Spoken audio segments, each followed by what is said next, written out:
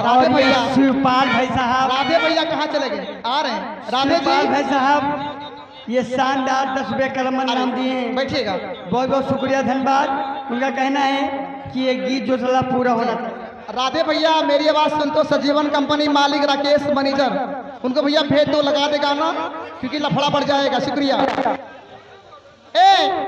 जुल्मी जवाना न माने। हेलो सुरेंद्र कुमार, ये परम आदरणीय हमारे सुरेंद्र कुमार बड़े भैया का कहना है। कौन सा गांव है?